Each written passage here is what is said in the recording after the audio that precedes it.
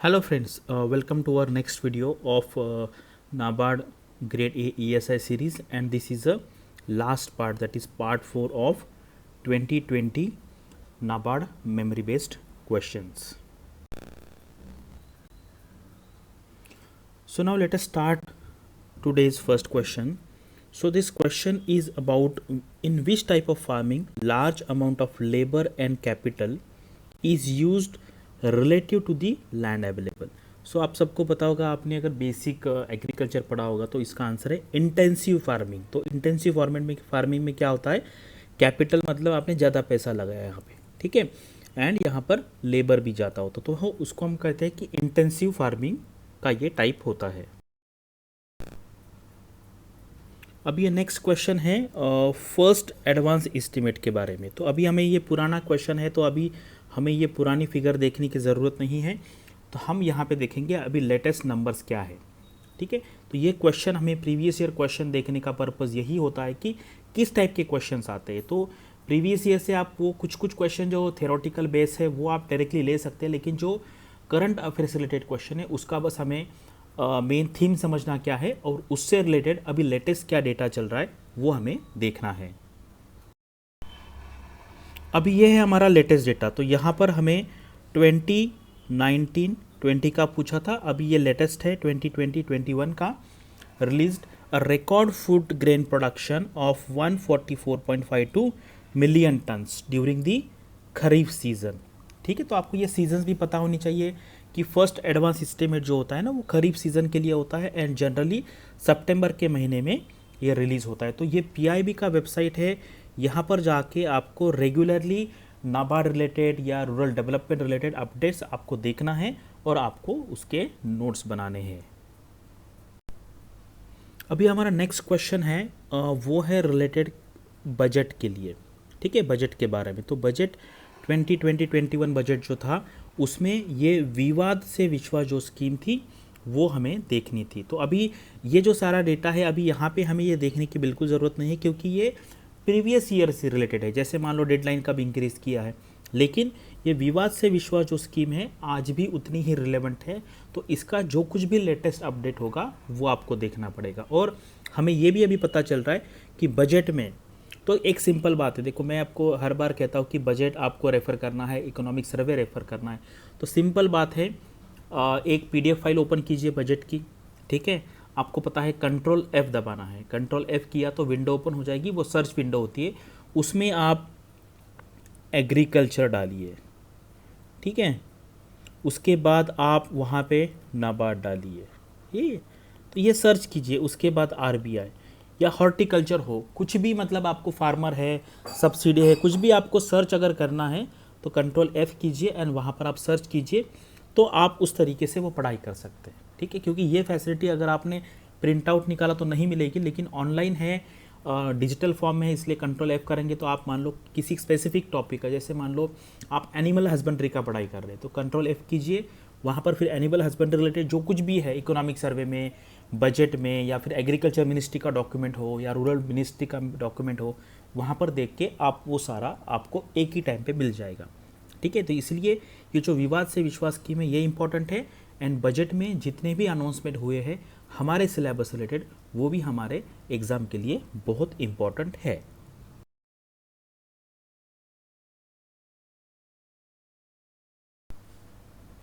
अभी next question है, how much amount has been allocated for education by the central government of India in the budget 2020-21. तो यहाँ पर ये है आंसर इसका 99,300 करोड़, ठीक है. तो इसका मतलब है एजुकेशन जो है हमारे सिलेबस का पार्ट है. तो अभी लेटेस्ट जो डॉक्यूमेंट होगा गवर्नमेंट की तरफ से या नीति आयोग की तरफ से या न्यूज़पेपर में, तो ऐसे जो नंबर्स है आपको याद रखने पड़ेंगे. मुझे कुछ स्टूडेंट्स बोलते भी कि सर इससे क्या मतलब, ये जो नाबार्ड है या आईबीपीएस क्या हासिल करना चाहता है, स्टूडेंट का क्या नॉलेज चेक करना चाहता है. देखो ये एग्ज़ाम प्रोसीजर है, अगर हमें सेलेक्ट होना है तो जो प्रोसीजर अभी चालू है वो हमको फॉलो करना पड़ेगा. तो ये इंपॉर्टेंट ज़्यादा नहीं है, मैं बोलता हूँ मैक्सिमम 40 to 50 नंबर्स ऐसे अलग अलग होंगे. Fiscal deficit related, food grain production related, animal husbandry के नंबर है, ये सेंसस कब होता है, तो ऐसे मैक्सिमम 40 से 50 नंबर है. उसको याद रखना है और बार बार पढ़ के रिवीजन करना है, तो आपका वो पढ़ाई हो जाएगा। तो अभी देखिए ये न्यूज़पेपर में आया था कि last year government had allocated 99,300 crore for the education sector with an additional allocation of ₹3,000 crore for skill development. ठीक है, तो ये बहुत ही इंपॉर्टेंट है।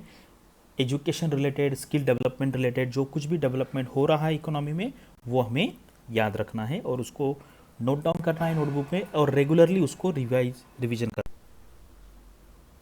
अभी ये जो क्वेश्चन है ये प्योरली आपको याद ही रखने पड़ेंगे। जैसे क्या है कि इंडेक्स ऑफ इंडस्ट्रियल प्रोडक्शन, ठीक है, इसको हम कहते हैं IIP। तो ये नंबर कौन रिलीज करता है? ये है CSO। Index of industrial production IIP is an index which helps us understand the growth of various sectors. Growth of various sectors is released by the Central Statistical Organization of the Ministry of Statistical and Program Implementation. जैसे mining है, electricity है, manufacturing है, this is release by the CSO of the ministry of statistics and program implementation. इसलिए ये जो ऐसा data है वो हमें याद ही रखना है। India imports approximately what % of its crude oil consumption. ठीक है, तो ये भी नंबर ऐसे है कि हमें एक ग्रॉस अंडरस्टैंडिंग होना चाहिए। तो इसका आंसर है 80%। तो यहाँ पर आप देखेंगे तो ये न्यूज़ में आया था, India imports around 80% of oil and gas for its energy needs. ठीक है, तो ये ग्रॉस नंबर से एक बार पढ़ लेंगे तो हो जाएगा। बहुत बार स्टूडेंट्स को ना ये मतलब डर रहता है कि हम पढ़ रहे हैं लेकिन हमें एग्ज़ाम में याद आएगा क्या नहीं आएगा। देखो आपने 10th स्टैंडर्ड का एग्ज़ाम दिया था, 12th स्टैंडर्ड का दिया था, आपका ग्रेजुएशन का दिया है, उसमें इतना सारा इन्फॉर्मेशन था, इतना सारा डेटा था, लेकिन तभी भी आपने पढ़ाई करके दिया है। मुझे अभी समझ में नहीं आता कि अभी हमें क्यों डर लग रहा है कि यार ये छोटी छोटी बातें हमें क्यों याद नहीं रहेगी। बस आपको एक बार पढ़ना है, 2-3 बार उसको रिवाइज करना है, आपको एग्ज़ाम में ऑटोमेटिकली वो क्लिक हो जाएगा अगर उससे रिलेटेड एग्ज़ाम में क्वेश्चन आता है तो। अभी यह है financial stability assessment under financial sector assessment program is conducted by which of the following organization. अभी देखिए एक स्टेबिलिटी जो होती है ना, स्टेबिलिटी जो होती है कोई भी कंट्री की, वो आप कह सकते हो कि उसका जो फॉरेन एक्सचेंज रिजर्व है, उसके जो ट्रांजैक्शन है उससे रिलेटेड होता है। एंड इससे रिलेटेड जो ऑर्गेनाइजेशन होती है वो है IMF। IMF क्या देखती है? बैलेंस ऑफ पेमेंट क्राइसिस के लिए IMF रिस्पॉन्सिबल होती है और वो सारे कंट्रीज के साथ कोऑर्डिनेट करती है। अगर कोई डेवलपमेंट रिलेटेड क्वेश्चन आता है, जैसे मान लो फाइनेंशियल डेवलपमेंट असेसमेंट, तो वो होता है वर्ल्ड बैंक, और स्टेबिलिटी रिलेटेड जो है वो होता है IMF। तो ये लॉजिक आपको पता होना चाहिए। स्टेबिलिटी मतलब आएगा IMF अगर इंटरनेशनल लेवल पे आपको कोई पूछता है, और डेवलपमेंट रिलेटेड आएगा तो वो होता है वर्ल्ड बैंक। अभी ये भी प्योर फैक्चुअल क्वेश्चन है, what is government share in India's first sovereign wealth fund national investment and infrastructure fund. National investment and infrastructure fund, इसमें गवर्नमेंट का जो स्टेक है वो है 49%। देखो ये है इसके बारे में, NIIF इन्वेस्टर्स है, the Indian government holds 49% share in the NIIF। Domestic investors such as ICICI bank, HDFC bank, Axis bank, Kotak Mahindra bank, Kotak Mahindra life are the other notable investors in the NIIF। ये आपको याद रखना पड़ेगा, बार बार पढ़ेंगे तो ऑटोमेटिकली याद रह जाएगा। RBI constituted a task force on offshore rupee market. Who among the following is the heading the same? तो ये प्योरली मेमोरी बेस्ड क्वेश्चन है। रेगुलर न्यूज़पेपर पढ़ेंगे, RBI का वेबसाइट रेफर करेंगे तो ऐसे क्वेश्चन आपको इजीली आ जाएंगे। देखिए ये आया था 8 अगस्त 2019 को, task force on offshore rupee market submits report to the governor, and ये थी Shrimati Usha Thorat, former deputy governor of RBI। और आप सबको पता होगा, कुछ लोगों को पता होगा, कुछ लोगों को नहीं, कि इनके जो हस्बैंड थे YSP थोरात, वो नाबार्ड के चेयरमैन रह चुके हैं। अभी आज का हमारा लास्ट क्वेश्चन है, logistic performance index is published by which of the following organization. तो लॉजिस्टिक परफॉर्मेंस इंडेक्स ये है वर्ल्ड बैंक का इंडेक्स है। और ये देखिए, ये अगर आप वर्ल्ड बैंक के वेबसाइट पे जाएंगे, आईएमएफ के वेबसाइट पे जाएंगे, तो आपको वहाँ पर काफ़ी सारे इंडेक्स मिलेंगे। The logistic performance index is an interactive benchmarking tool created to help countries identify the challenges and opportunities they face in their performance on trade logistics and what they can do to improve their performance. तो ये काफ़ी important है, अगर कोई descriptive type का exam होता है तो वहाँ पर भी इस टाइप का डेटा आप वहाँ पर लिख सकते हो।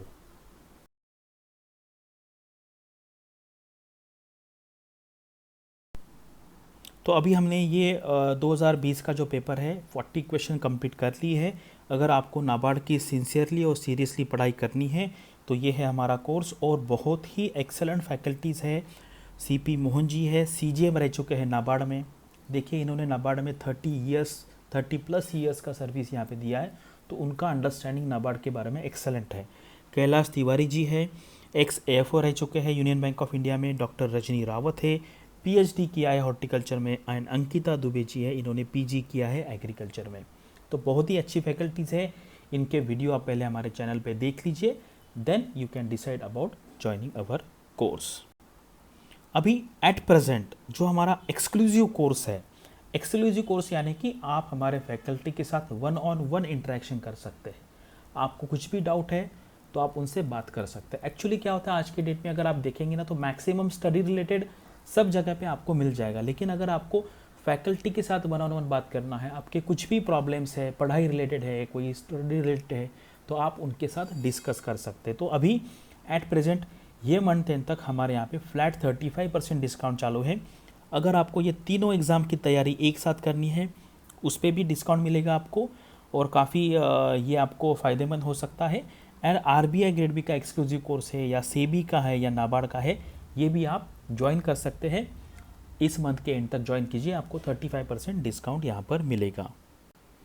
अभी ये फैकल्टी देख लीजिए, मैं हूँ सुशील तगड़े, एक्स मैनेजर आरबीआई।